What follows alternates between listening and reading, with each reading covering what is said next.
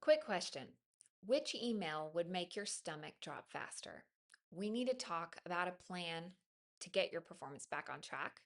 Or can you hop on a call to talk about a new job opportunity, a promotion? In my case, I got both of those conversations in the same year.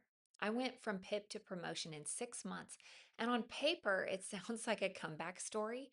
But what I learned is that quick success, especially for high capacity women, can come with a brutal price tag. Welcome to Perfection Hangover, the podcast where we tell the truth about the cost of chasing picture perfect lives and learn how to build careers, homes, and hearts that can actually hold the weight of our calling. If you've ever looked successful on the outside while quietly falling apart on the inside, you're in the right place. Nearly 3 years ago, my life blew up. I separated from my then husband after a deep betrayal and decided I was done trying to pretend that the marriage was okay or that it was even going to be okay. We did a 6 month separation and then had the divorce.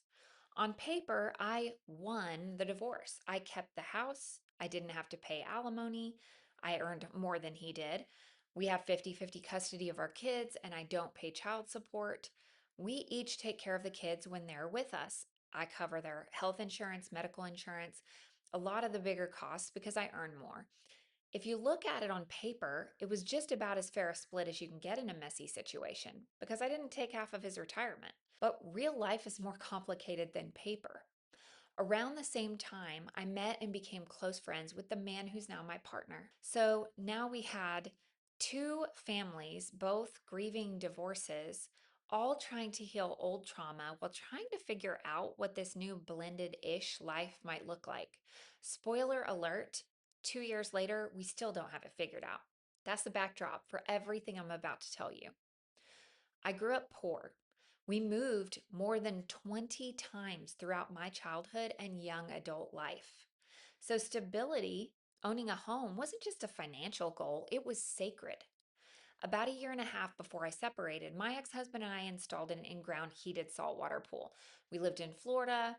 It was the thing to do. I wanted that. We made it lifestyle. Our own pool, our own backyard oasis. It was also, if I'm being honest, a major status purchase. That pool came with its own payment on top of the mortgage. When I won the house in the divorce, I also won the mortgage, the pool payment, every repair, every roof leak, every insurance bill, all of the mental load of keeping this big aging Florida house alive. And then homeowners insurance exploded. Because of the age of this house, the type of roof, and all the Florida things, my premium shot up and my mortgage payment jumped by about $1,500 a month. So now I'm staring at $4,300 per month for my mortgage plus the pool payment and realizing I cannot carry this and heal and be a single mom. So I listed the house for sale and sold it. My ex and I ended up fighting about the money because money is where so much of the grief and entitlement and fear leaks out. He decided that I owed him some of the proceeds, even though the house wasn't in his column in the divorce agreement. I did not share the proceeds. As a single mom who didn't take half of his retirement, didn't get cash from him in the divorce, and who hadn't caused the divorce, I knew that money needed to be my safety net. Meanwhile, my kids and I are all in therapy.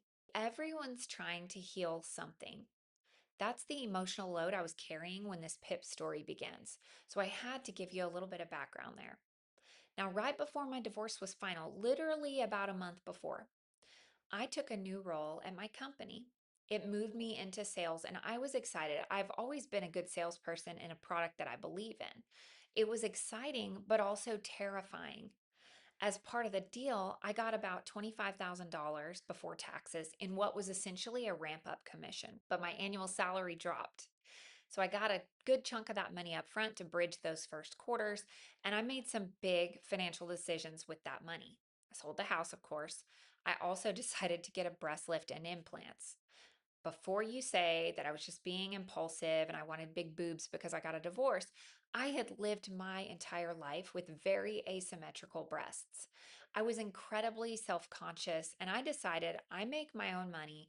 I'm going to do this for myself. Was that wise financial timing? Probably not. But was it part of me trying to reclaim my body and my confidence after betrayal and divorce? 100%. Then our company hit a rough patch. Sales were not where they needed to be across the company, and we had a big riff. Basically, a lot of people were laid off. Thankfully, I wasn't one of those people, but they did require me to move back into my former role on the client success side. They assured me it was not due to performance. I had many conversations with many different people at the company. Your performance is not the reason that we're moving you over. You just are needed over here for the company's strategic goals. They needed me back in this other role, but to me, it felt like a demotion. I was so salty. I was pissed. They also did not restore my income to what it had been before I took the sales role. So now I'm making like $15,000 less per year in the role I'd already outgrown. After a divorce, after selling my house, after big financial decisions, while I'm in therapy trying to get my life together.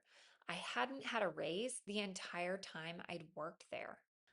My ego was bruised. My finances were tight because even though I earned a very healthy six-figure salary, I was spending emotionally because that's what I do. I have OCD. I'm an emotional spender. So when things feel out of my control, that's what I've done in the past. That's the pattern that I've had. My nervous system was completely shredded. I was so angry, as I mentioned. And if I'm being honest, I stopped showing up as my best self. I did do the bare minimum, and I had a really shitty attitude and wore my feelings on my sleeve. I was resentful.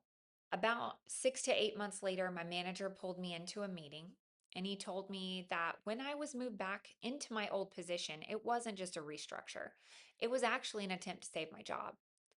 I wasn't doing well enough in sales and they were going to let me go, but some people had fought on my behalf to get me moved to my old role instead. Then he said the words to me that nobody wants to hear.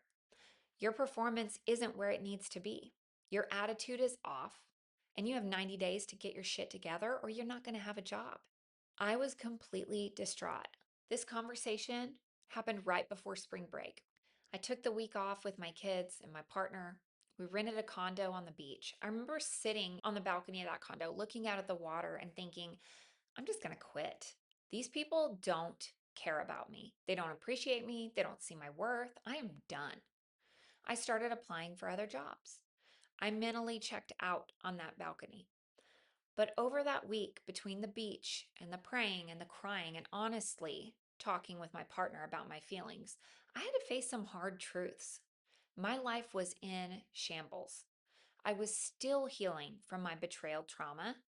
I was navigating a really messy new relationship, one that I was incredibly happy to be in, but I felt so guilty about being in because everyone was hurting. But this person made me feel better about living. I was trying to heal the little girl in me who wanted attention and affection and validation. In the middle of all of that, I was showing up at work with a chip on my shoulder, doing the bare minimum and expecting them to read my mind and hand me a freaking trophy.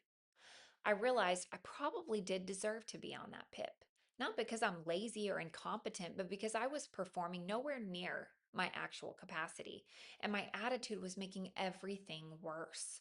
I was my own worst enemy. At the end of that week, I had a moment with myself. I thought about the pain, the trauma, the tears. I thought about how hard I fought to get here, how much I craved words of affirmation from bosses, from partners, from everyone. And I thought about how I had been chasing validation from my company and my partner and others. And I had to say to myself, Melissa, wake the fuck up. You are not okay. And you are not powerless either. I decided two things. Number one, I was in control of what I brought to this company, whether I decided to stay or leave.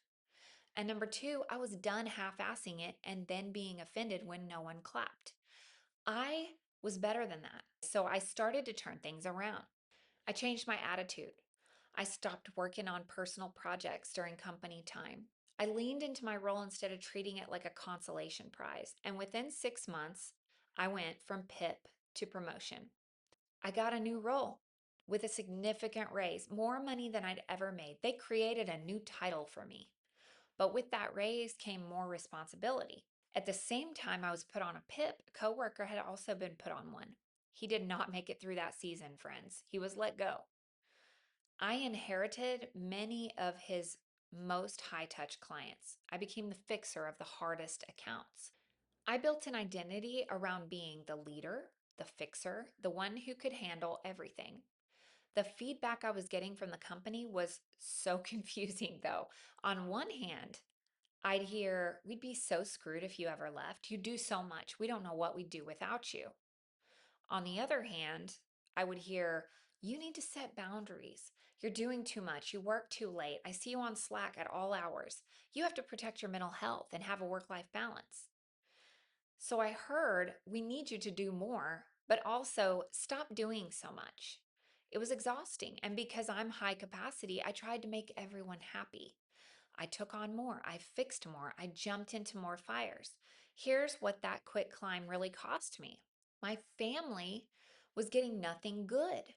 When my kids were home, only 50% of the time, my brain was fried. I was distracted. I was scrolling. I was answering Slack in my head, replaying client conversations. I had no desire to listen, engage, and be present. I was just burnt out. I wasn't pouring into Perfection Hangover, the work that actually feels like calling and not just a career. I wasn't working out regularly. I wasn't taking care of my health and my body, even though I want health and wellness. And I was bitter about that too. I was trying to hold everything together with duct tape and coffee. Emotionally, I just traded one kind of fear for another. I was no longer afraid of being fired. I was afraid of ever disappointing anyone again. Here's what I've learned though, and what I want you to learn too, if you see yourself here. You can win on paper and still be losing in your actual life. I won the divorce. I got the house. I got the promotion. But none of that actually gave me peace. You can be grateful and still set boundaries. I am thankful my company fought for me. I am thankful for the promotion. And I can still say I won't sacrifice my kids, my health, my calling for this altar. Consistency beats rock star energy. You don't have to be a hero. Your company, your family, your own nervous system would benefit so much more from you being steady and honest than from you being a fucking rock star who collapses in private. Quick success built on self abandonment is not sustainable. If your promotion is powered by resentment, overfunctioning, and fear, your body will eventually send the bill. So, the questions I'm sitting with and that I want to leave you with are: your worth is not up for review every quarter. Your life is more than your latest performance conversation. So, the next time that you're offered a promotion, a project, or even just another opportunity to prove yourself, I want you to ask, is this success or is this a hangover waiting to happen? And then I want you to choose the version of success that lets you sleep at night, laugh with your kids, and recognize yourself in the mirror. You don't have to prove your worth by burning yourself to the ground. You are already high capacity. Now the work in your job, in your home, in your faith, in your healing is to build a life that is actually high functioning. We'll see you on the next episode.